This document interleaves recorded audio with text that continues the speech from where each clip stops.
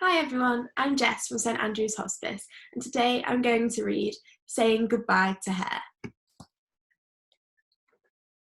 Rabbit was a very happy bunny. He had a big family and lots of friends, and he loved his life in Bluebell Wood. He had a very special friend called Hare. Hare was older and wiser and always knew the answers to young bunny's questions. Hare's homely nest was deep and cosy, and Rabbit always felt safe there. He loved to curl up and listen to Hare talk about what used to happen in Bluebell Wood when he was young. Rabbit usually fell asleep. Early one morning, Rabbit decided to visit Hare. He hadn't been for a while. On his way there, he felt new life stirring in the woods. The buds on the trees were so green. When he arrived, Hare was up and about, but he didn't seem quite right. He sat quietly for too long. He moved strangely, and his eyes seemed dull. Rabbit felt uneasy in his tummy, and he went home feeling worried. Rabbit couldn't eat his supper that evening, and when Mum was tucking him up in bed, she asked him what was wrong. He told her how Hare had been and how his own tummy hurt. Mum kissed him and said she would visit Hare the next day. Rabbit felt relieved to share his worry. Mum would know what to do. Mum visited Hare the next day and afterwards spoke to Dr. Owl. He went to see Hare and did lots of tests. He listened to Hare's chest and he looked very serious. Mum said not to worry, but Rabbit could tell everyone was very worried. Buzzard sat on a high branch and watched Rabbit. He had already guessed why Hare wasn't himself. After a while, he swooped down and sat with Rabbit. Rabbit told him about his friend and how much his tummy hurt because he knew something was very wrong. Again, it felt good to share his worry. The next day, Mum came home looking sad, as though she'd been crying. She told Rabbit that by autumn and the turning of the leaves, Hare would die. Until his body would slowly stop working. At first, Rabbit couldn't speak. He felt he couldn't breathe. He then just felt really sad. So sad, he couldn't even cry. Mum looked at him and asked softly, "Do you want to know what that means to die?" Rabbit realised he wasn't sure. He'd seen a dead fox once and thought that it just looked asleep. He shook his head. Mum explained that being alive was like having a dancing flame inside that connects us to the world. The light from this flame shines out of us like a sparkle in our eyes, an energy in our bodies. When we're alive, our spark touches and affects those around us. We call this love and feel it in our hearts. Rabbit thought about this for a while. He imagined dancing butterflies, the smell of fresh leaves, and how alive he often felt in his body. He understood what Mum meant and felt the spark in his life inside him. Death, she said, is when the flame leaves our body and the inner light goes out. We stop hearing, seeing, and thinking, and there is no spark left in our bodies to walk, run, and jump. Without it, our bodies slowly decay and become part of the earth again. Rabbit had seen dead things in the wood, so he knew this was true. He was puzzled though. But where will Hare go, and what will happen to his spark? Well, no one really knows. I think that's after someone dies, their special spark lives on in their hearts, in the hearts of those they loved, and in the gifts they gave us when they were alive. Rabbit nodded.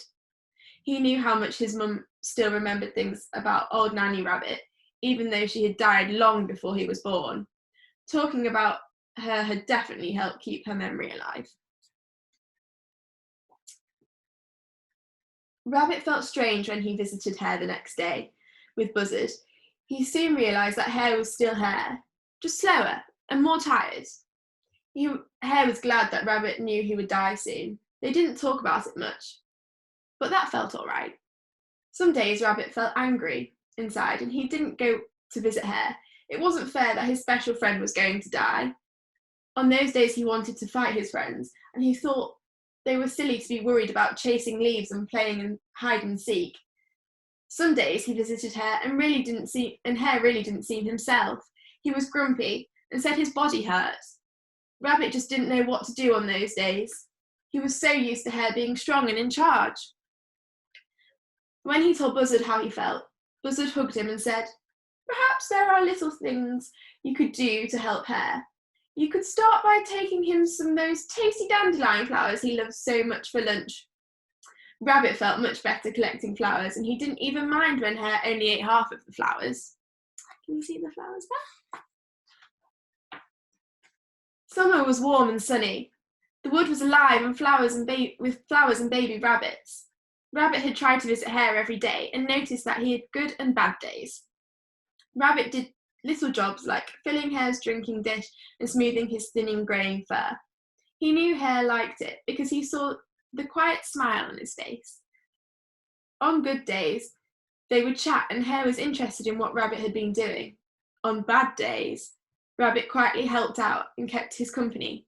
He felt close to Hare that way. Rabbit often thought about what Mum had said about death and realised he was watching Hare's own special flame slowly go out. Hare started to sort out bits and pieces in his nest. He found a lovely wooden box with acorns carved on the lid. Every now and then, Hare would put something in the box and tell Rabbit a story about it. There were beautiful round white stones that reminded him of moon-gazing days. There was a string of dried out conkers that he had won in a boxing competition. The stories made Rabbit laugh. Although he did feel sad in his heart and tummy sometimes, he always went home feeling warm because he knew Hare loved him. As summer came to an end, Hare spent more time sleeping. Even his favourite tasty treats from the wood didn't tempt him to eat much anymore. Rabbit sat with him quietly, often looking through the box and retelling Hare's stories. The leaves started to turn, and there was an earthy smell of autumn. One day, Hare seemed a bit more lively and chatty. He gave Rabbit a beautiful stick, 2 twigs that he had twisted together as they grew, and he called it a friendship stick. Hare told him gently that he would die very soon and that the box was a special gift from him, a memory box for Rabbit to have forever and to help him remember their friendship. Hare was right. A few days later he died. Rabbit was sat with the buzzard in Hare's nest looking at Hare's body, which looked so peaceful and quiet. Rabbit felt empty, too sad to cry. He had the memory box beside him with the friendship stick that Hare had given him. He didn't want to look inside. He would rather have his friend back. Very soon, everyone in Bluebell Wood was busy preparing for Hare's funeral. They wanted to make a real celebration of his life. One of Hare's relatives had made a beautiful coffin from willow branches. Rabbit helped weave in the flowers and berries as he thought about the happy times they had had together. He collected a few things from the wood that reminded him of Hare to put beside Hare's body. A lucky 4-leaf clover made him think of Hare's hopeful nature, and some acorns made him think of the memory box Hare had given him so much. It felt nice to give back a parting gift. The funeral day was windy and autumnal. Beautiful coloured leaves spun and danced in the air. Buzzard and Rabbit sat together among the leaves and chatted. Buzzard said he thought the seasons in the woods were like seasons in a lifetime. He called it the cycle of life. Spring was when Hare was born. As a lively, leveret Hare, he had been a rascal, always getting into trouble on his bouncy legs. Summer was when Hare was a young adult, at his strongest, and winning many boxing fights. In late summer, he had been older, wiser, more thoughtful, and much less bouncy. He used his experience to make sense of life and help his friends to do the same. Over these last few months, Hare had been in the autumn of his life, the spark of his life slowly leaving him, like the leaves falling from the trees. Hare would be buried in his coffin today in the woodland soil, and his body, like the leaves, would break down during the winter and enrich the soil. Rabbit thought about Buzzard's wise words and the acorns that he had put in the coffin with Hare's body. Rabbit knew that in the spring Those acorns would start to grow into oak trees. They would change how the woodland looked forever, just as Hare had made such a difference in his young life. Rabbit began to understand the cycle of life. The celebration day was happy and sad. Everyone talked about Hare laughing and crying at the same time. He was such a special and kind Hare.